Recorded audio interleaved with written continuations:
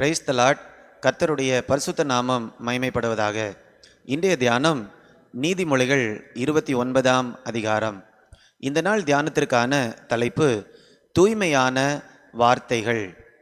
29ஆம் அதிகாரம் 5ஆம் வசனத்தை நான் வாசிக்கிறேன். பிறனை முகஸ்துதி செய்கிறவன் அவன் கால்களுக்கு வலையை விரிக்கிறான். முகஸ்துதி என்று சொல்லும்போது அது ஃப்ளாட்டரி என்று சொல்லுவார்கள். உண்மையை பேசாமல் நாம் உண்மையை மறைத்து புகழ்ச்சியாக பேசுகிறது மாதிரி நாம் பேசுவோம். ஆனால் அதில் என்ன இருக்காது? உண்மை இருக்காது. ஏதோ ஒரு சில சுய நோக்கங்களுக்காக மற்றவர்களை ப்ளீஸ் பண்ண வேண்டும் என்று சொல்லி நாம் அந்த வார்த்தைகளை நாம் பேசுவோம். மற்றவர்களை பிரியப்படுத்த வேண்டும் என்று சொல்லி அந்த காரியங்களை நாம் பேசுவோம். அதுதான் முகஸ்துதி என்று சொல்லுவது. பிறனை முகஸ்துதி செய்கிறவன் அவன் கால்களுக்கு வலையை விரிக்கிறான். இந்த நாளில் இப்படி நாம் முகஸ்துதி பேசும்போது அது எந்தெந்த விதத்திலெல்லாம் உறவுகளை அழிக்கிறது, எப்படிப்பட்ட பயங்கரமான அழிவுகளை கொண்டு வருகிறது, அதிலிருந்து எப்படி நாம் வெளியில் வந்து ஆசீர்வாதமாக அல்லது நம்முடைய வார்த்தையில் ஒரு தூய்மையை காத்து கொள்ளலாம் என்றுதான் நாம் தியானிக்க போகிறோம். ஆண்டவருடைய பிள்ளையாக வாழக்கூடிய நம்முடைய வார்த்தையில் தூய்மை இருக்க வேண்டும், பரிசுத்தம் இருக்க வேண்டும் என்று ஆண்டவர் விருப்பப்படுகிறார். முதலாவதாக இப்படிப்பட்ட முகஸ்துதி சொல்லக்கூடிய வார்த்தைகள் உறவுகளில் இருக்கக்கூடிய நம்பிக்கையை அழிக்கிறது. நம்ம 29ஆம் அதிகாரம் 5ஆம் வசனத்தை நம்ம வாசித்தோம். பிறனை முகஸ்துதி செய்கிறவன் அவன் கால்களுக்கு வலையை விரிக்கிறான் என்று சொல்லி. அப்போ நம்ம பேசக்கூடிய வார்த்தையில் உண்மை இல்லை என்று மற்றவர்கள் உடனடியாக புரிந்து கொள்வார்கள். ஏதோ நம்ம மற்றவர்களை நம்ம புகழ்ந்து பேசுறது மாதிரி காணப்பட்டாலும் எளிமையாக அவர்கள் என்ன பண்ணுவாங்க? அதை கண்டுபிடித்து விடுவார்கள். ஒருவேளை அந்த வார்த்தைகளை அவர்கள் விருப்பப்படலாம். ஏன்னா நம்ம சொல்றது அவங்களுக்கு அப்படியே பிடித்ததாக இருக்கலாம். ஆனாலும் அவங்களுக்கு தெரியும் இவங்க பேசுறது சரியான காரியம் இல்லை என்று. அதனால என்ன நடக்குது அப்படின்னா, அவங்களுக்கு நம்ம மேலேயே சந்தேகம் வரக்கூடிய அளவுக்கு நாம் பேசிவிடுவோம். அதை தான் இந்த நம்ம பார்க்கிறோம். முகஸ்துதி செய்யும்போது நம்முடைய கால்களுக்கு அது வலையை விரிக்கிறது. எப்படி ஒரு பறவையை வேட்டையாட வேண்டும் என்று சொல்லி ஒரு வலையை ஒரு வேடன் விரித்திருக்கும் போது அந்த பறவை அதற்குள்ளாக விழும்போது அப்படியே அது மாட்டிக்கொள்ளுகிறது. அதே மாதிரி நாம் பேசக்கூடிய வார்த்தைகளினாலேயே நாம் அகப்பட்டு கொள்ளுகிறோம். மற்றவர்களுக்கு சந்தேகம் வரக்கூடிய அளவில் நம்முடைய வார்த்தைகள் இருக்கிறது. அப்போ உறவுகளில் நம்பிக்கையை அளிக்கிறது. நம்ம ஒருவேளை மற்றவர்களை புகழ்ந்து பேசியிருந்தாலும் சரி, அவங்க அடுத்தது நம்மளை என்ன பண்ண மாட்டாங்க? நம்ப மாட்டாங்க.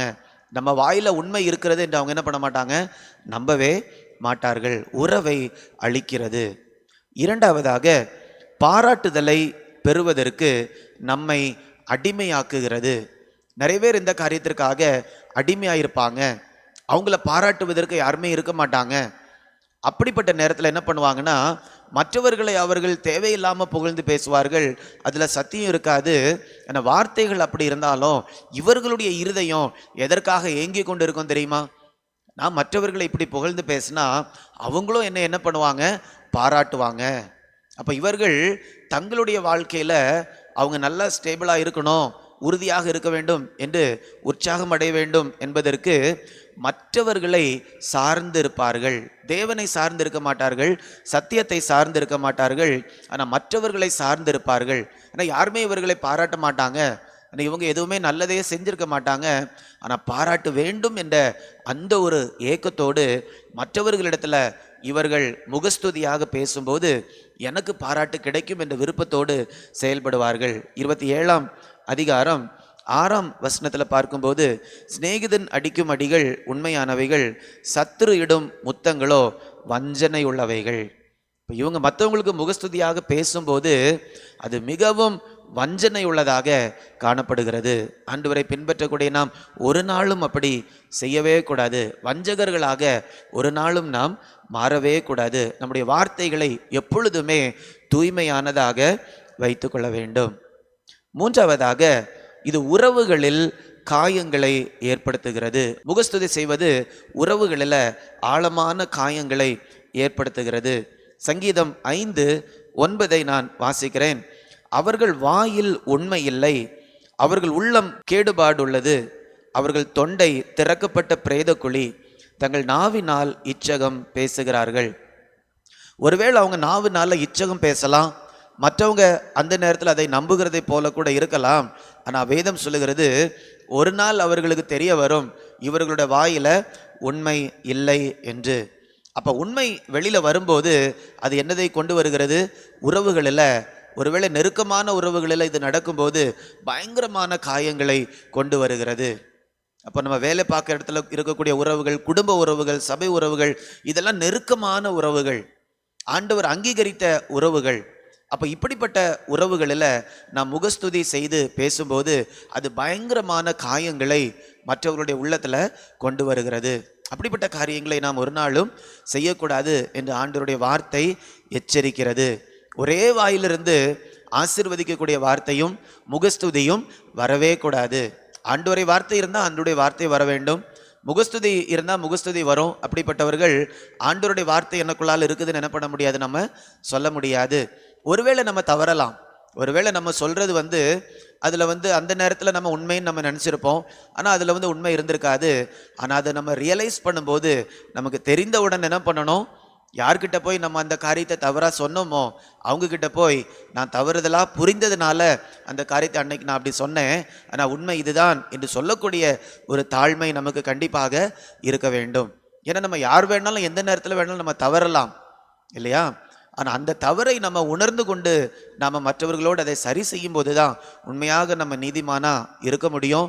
நம்முடைய வாயில் எப்பொழுதுமே இருக்கக்கூடிய வார்த்தைகள் தூய்மையானதாகவே காணப்படும். இப்போ நம்ம இந்த தியானத்தினுடைய அடுத்த பகுதியாக இந்த முகஸ்துதி செய்வதிலிருந்து எப்படி நாம் விடுதலை பெற முடியும் என்று நாம் தியானிக்கலாம். ஒருவேளை இப்படி முகஸ்துதி செய்து பேசுவதை நாம் ரட்சிக்கப்படுவதற்கு முன்பதாகவே நம்ம பழகியிருக்கலாம். அப்போ நமக்கு தெரியாது இப்படி நம்ம பேசக்கூடாது, அல்லது நீதிமொழிகள் புஸ்தகத்தை படிக்கிறதுக்கு முன்னால் நம்ம அப்படி பேசி வந்திருக்கலாம். ஆனால் இன்றைக்கு நமக்கு மிக தெளிவாக ஆண்டவருடைய வார்த்தை சொல்லுகிறது. ஏன்னா இதே வேத புஸ்தகம் தான் நம்மை ஒரு நாள் நியாயம் தீர்க்கும். ஸோ அதனால் இன்றைக்கி நமக்கு இந்த சத்தியம் தெரியும் போது இதிலிருந்து எப்படியாவது நான் விடுதலை ஆக வேண்டும் என்று ஆண்டவருடைய கிருபையை நாம் சார்ந்திருக்க வேண்டும். எப்படி நாம் இதிலிருந்து வெளியில் வருவது என்று 2 காரியங்களை சுருக்கமாக நம்ம பார்க்கலாம். முதலாவதாக, சத்தியத்தை நாம் தேட வேண்டும், பாராட்டுக்களை அல்ல.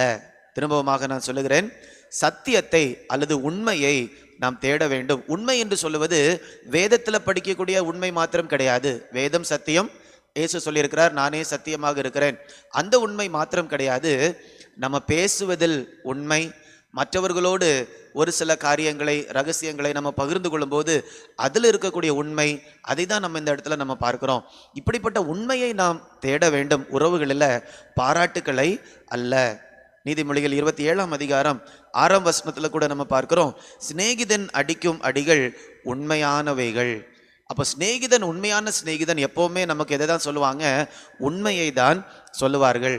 அல்லது நாமே மற்றவர்களிடத்தில் கேட்கலாம், என்னை குறித்து நீங்கள் என்ன நினைக்கிறீங்க, அல்லது எனக்கு நீங்கள் என்ன ஆலோசனை சொல்ல விரும்புகிறீங்க, உங்களுடைய ஒரு ஆலோசனையை சொல்லுங்கள், என் வாழ்க்கையை நான் திருத்தி கொள்ள விரும்புகிறேன் என்று நாமே கூட மற்றவர்களை என்ன பண்ணலாம், கேட்கலாம். அப்படி கேட்கும்போது தான் நாம் சத்தியத்தை ப்ராக்டிக்கலாக நடைமுறையில் நம்ம தேடுகிறோம் என்று அர்த்தம்.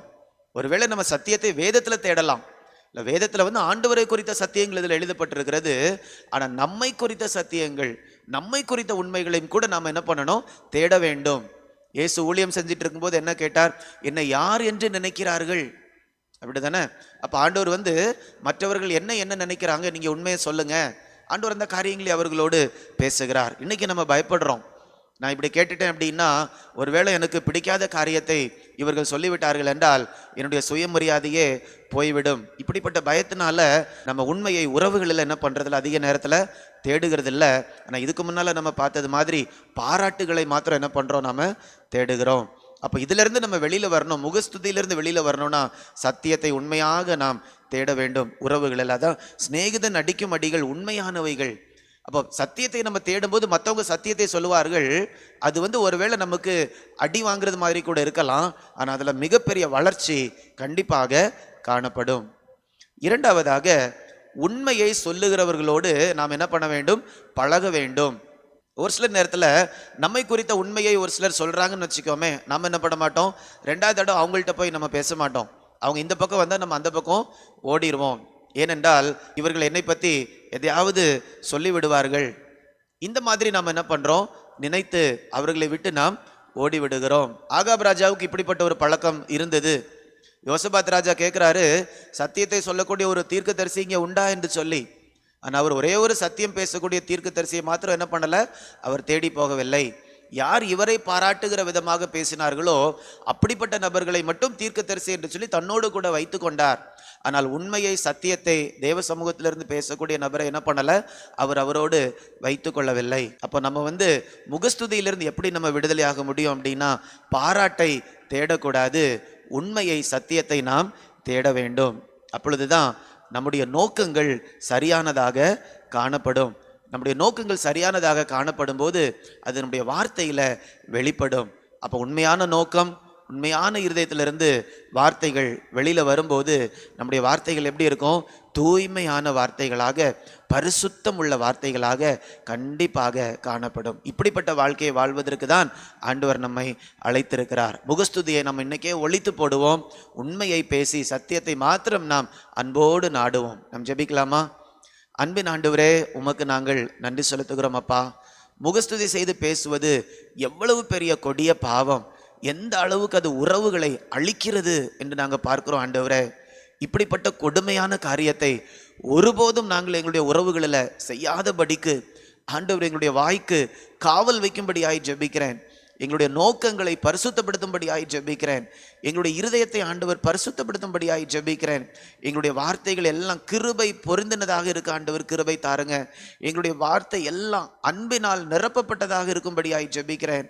நாங்கள் மற்றவர்களோடு சத்தியத்தை பேசும்போதும் கூட உண்மையான அன்பை நாங்கள் வெளிப்படுத்த, இரக்கத்தை வெளிப்படுத்த ஆண்டவர் கிருபை தரும்படியாய் ஜெபிக்கிறேன். ஆண்டவரே, கிருபையும் சத்தியத்தையும் ஒரு நாளும் பிரிக்க முடியாது என்ற உண்மையை அறிந்தவர்களாக நாங்கள் சத்தியத்தை அன்போடும் கிருபையுடனும் நாங்கள் பேசிக்கொள்ள ஆண்டவர் கிருபை தாருங்க.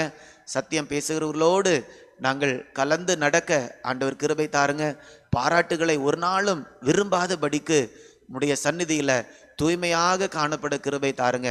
எங்களுடைய நோக்கங்கள், எங்களுடைய இருதயத்தின் வாஞ்சைகள் ஆண்டவருக்கு முன்பதாக எப்பொழுதுமே தூய்மையாகவே காணப்படும்படி ஜெபிக்கிறேன்.